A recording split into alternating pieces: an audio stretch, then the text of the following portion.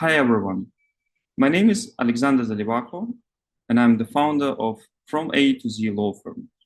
One of the areas of our expertise are sanctions, and in a series of presentations called Sanctions 360 Degrees, we will look into major sanctions economic regimes and the way they affect the lives of private individuals and corporations. Thank you very much for watching. Today we will discuss the most complex and the most sophisticated sanctions regime, the UN sanctions regime. And more specifically, we would discuss the following points: the key elements of the legal framework of the US sanctions, the decision-making process leading to the adoption of the US sanctions, one of the most controversial points, the territorial and personal scope of the US sanctions, and so-called issue of extra-territorial application of the US sanctions. And then we would conclude by briefly touching the current US sanctions regime, as well as proposing their classification for the purpose of giving some practical flavor to the US sanctions program.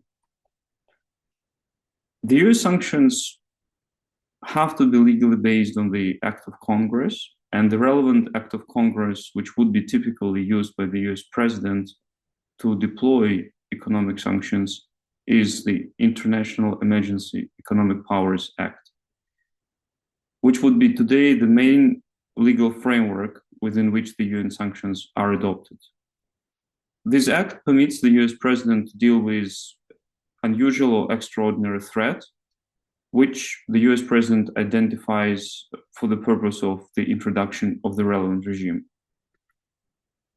So the powers which are granted to the president include actually the ability to introduce a wide array of sanctions, starting from total embargo against certain jurisdictions, going with the asset freezes with respect to targeted individuals or companies.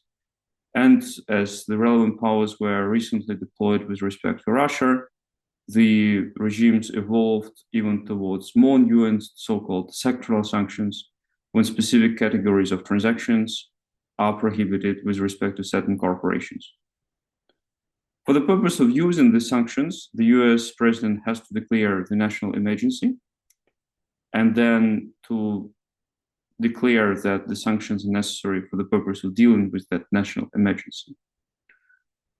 This will be typically done by way of an executive order of the president, which is in a standard form and includes the declaration of the national emergency, then the decision to introduce blocking sanctions against certain predetermined groups of individuals or companies, and the broad delegation of powers to the relevant parts of administration, which would be typically the Office of Foreign Assets Control, also called OFAC, as well as other agencies which would be involved in the administration of the US sanctions, where the most important ones are Department of Justice, dealing with the criminal enforcement of the US sanctions, as well as Department of State, which will work together with the Treasury, where OFAC is the main part,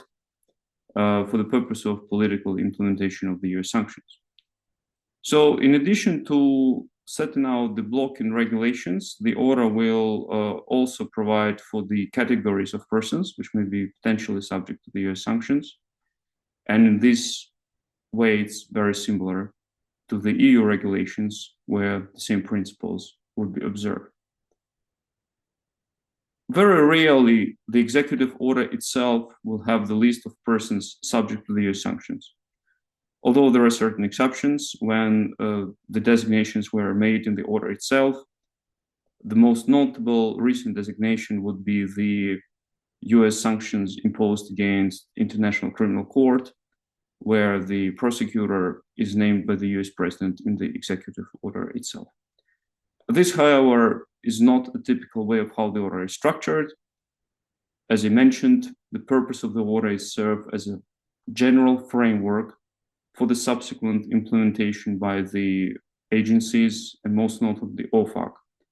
And these agencies would actually make the designations of the relevant companies, individuals, or introduce sectoral sanctions with respect to specific areas of the economies as they deem appropriate pursuant to the delegation of the powers granted in the executive order. The territorial and personal scope of the EU sanctions is a matter of a lot of controversy. Taking the executive order as a basis, the sanctions would apply, as we would expect, within the territory of the United States, or with respect to any property or interest in property held by the US persons anywhere in the world. So in this sense, the personal and territorial scope of the US sanctions is territorial in nature and requires nexus or connection with the US territory. An important element of the US sanctions program is a so-called extra-territorial effect, meaning that in certain limited circumstances, the US sanctions are applicable even with respect to transactions which have no connection with the US territory or US persons whatsoever. Here on the slide, I give one of the examples of the Executive Order 1414, which amended the currently main legal basis for introducing US sanctions against Russia, being the Executive Order 14024, where you can see from the relevant paragraph, which was added to this order, that the sanctions are envisaged against foreign financial institutions, meaning institutions with no connection with the United States. So this would be banks which are located in Europe, China, India, Russia, anywhere in the world, which are engaged in the behavior which is set out in this order, namely conducted or facilitated a significant transaction for any person designated under Executive Order 14024, or facilitated any significant transaction in the Russian military and industrial sector. Here we see one of the examples of so-called extraterritorial application of the US sanction, meaning that a transaction can have no relationship with the US territory whatsoever. Foreign financial institution can act in full compliance with the laws of its incorporation in existence, and nevertheless, to the extent it engages in the identified categories of transaction, it can be subject to the designation in the United States.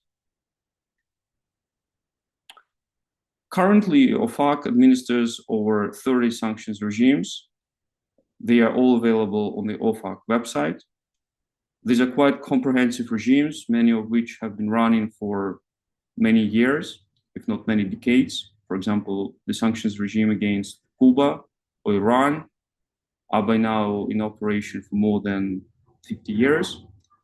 Obviously, during this period of time, the regimes become extremely complex, have been amended on multiple occasions.